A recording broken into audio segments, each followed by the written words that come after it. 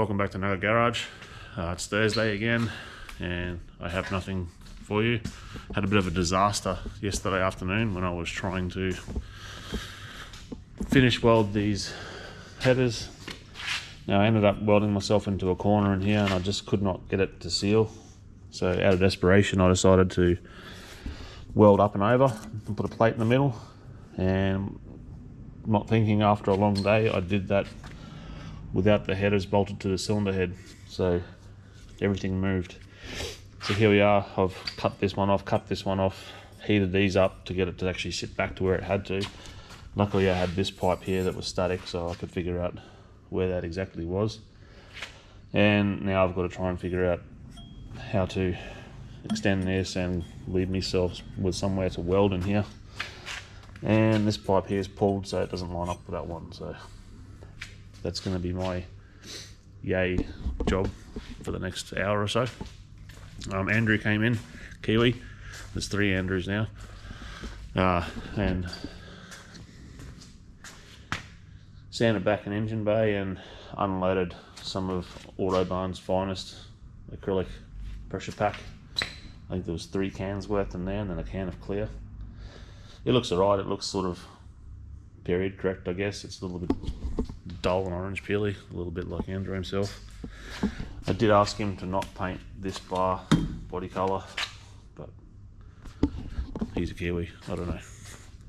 So I'll have to paint that. But actually by the end of this episode, I hope to have, I want to see the engine back in there. I might just paint the headers black so I can sort of see what they'll look like and they can hang around for a bit without rusting. Got some old school in. Have been a while since I played with an MSD. This thing actually has an MSD atomic on it, and when it came in it had a normal coil, and the coil was triggering the MSD, but the actual distributor was still doing mechanical advance, vacuum advance and centrifugal advance, and all the mechanisms were all stuffed, so the timing was just sweeping everywhere. So we put a 6AL on it and a Pro Billet MSD distributor that's just got a pickup in it. Unfortunately, that kit came with a non-adjustable rotor button, so I can't phase it, which is what I'm waiting for today, and then we should be able to tune that and get rid of it. There's a Skyline fella's dropped in. It's got an adaptronic in it and a whole lot of stuff that's not there. This thing, for some stupid reason, decided to kill the Magnafuel pump. If you know anything about those pumps, they're supposed to be non-serviceable unless you do industry standard things to them. Anyway, I've got the pump working again. Turned out one of the brushes was seized in the brush slider and it wouldn't touch the armature. But when I tried to seal the thing back up, because the pump is, obviously the fuel goes through those pumps, it's now leaking out of the 2 bungs that I put in there, so I don't think it's a biggie. I just got to try and seal it a bit better than using Teflon tape. Alright, well I'm going to have a go at fixing this mess, and I'll show you some dyno videos.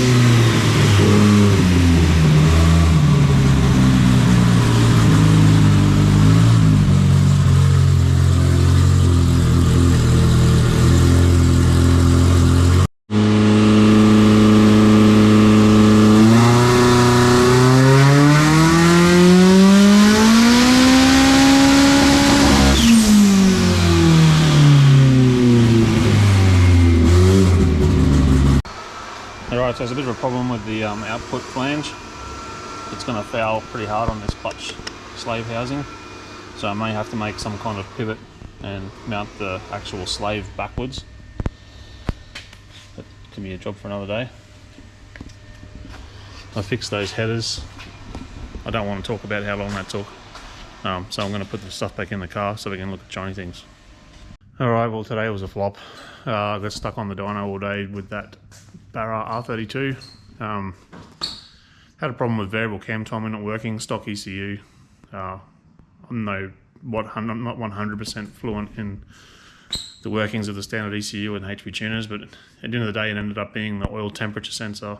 Even though it was reading what I thought was accurate temperature, there's a table that basically allows the cams to retard by a certain amount or advance based on oil temperature, and it was a table that sort of was between about 180 and 120 C, and it must have interpolated down to a number where it didn't let the cams move. It took me like 3 hours to figure it out, so I lost half a day on that. I got this thing to run. I got the rotor button in there, phased it incorrectly. I'll have to come in early in the morning now and run that up and make sure it's all right. My tune from this afternoon is now going to be tomorrow afternoon's tune. This thing's pretty crazy. I think it's an S480 on an LS1 with a T56 and an MX83 Crusader. I think last time it came here we got halfway through a pull and made 700 and something and then seized the turbo. I'm pretty sure that was a user error from memory. Did get stuff done on the KE10. Sorry you didn't get that many videos of it happening, but it's come out pretty bloody cool. As I was explaining earlier, these headers I went and welded inside the merge and everything bent. I had to cut it apart again. There's a few witness lines here, and basically realign everything. The problem with it is the spigots in the head need to sit flush on the little copper washer that's in there, so you can't have any, like it can't be on the piss, it'll leak, and it's under pressure because of the turbo. I'm going to get it ceramic coated. A friend of mine, Damo down south, he's going to do it. He doesn't know yet. He did the ones on the Bedford and it's holding up pretty good, but I don't know if it's going to seal, so I'm probably going to do the first startup with the paint. We ended up painting that cross member that Kiwi thought would be better body colour. He was wrong. There's that output sprocket. I'm going to have to, like I mentioned before, I'm going to have to make the clutch slave sit up here and pivot backwards and push onto this just to give that clearance. The linkages from the UK, they've finally acknowledged that they actually ordered them, and now they want me to pay for freight before they'll send, so I've got to get that happening. I was doing a bit of reading over the weekend. The generator in these things is only good for about 400 watts, which, if my maths is right, that's about 30 amps maybe, if I'm lucky.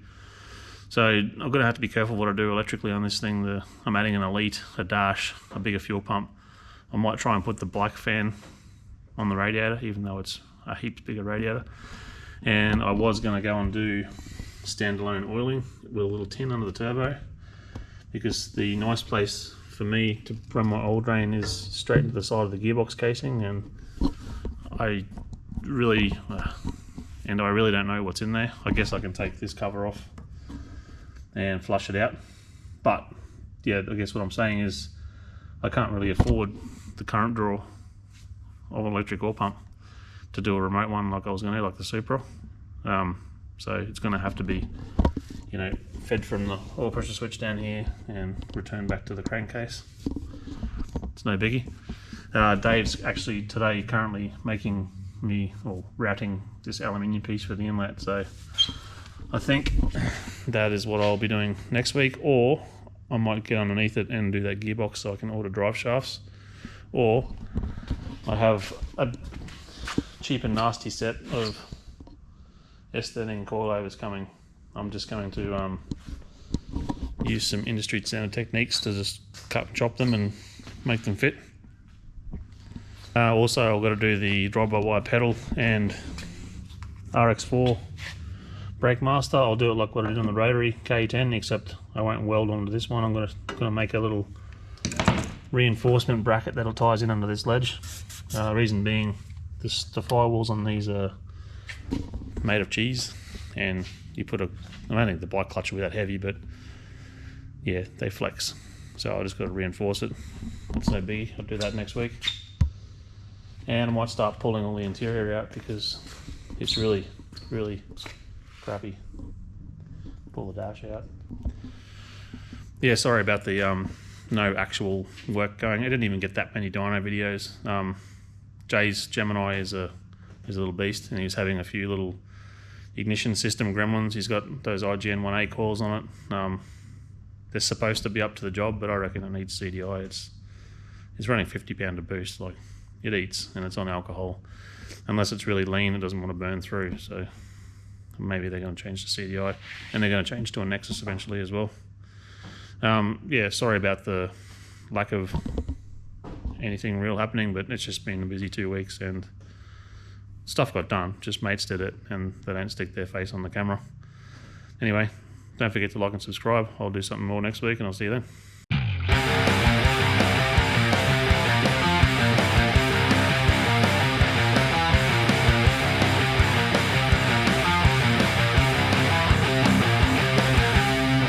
So what are we doing? We are making a drill-powered car. And how do you reckon we're going to do it? Do you want me to show you how fast this drill goes? That's how fast the wheel's going to go. Probably like it blows air in my face. How fast do you reckon? How are we going to do it? We need to open this box. We need to open this box and connect it to the chain. By how? 40 miles an hour. We're just opening it. We need 40 miles an hour. I don't think so. 40? Alright, so we're going to make a 40 mile per hour car.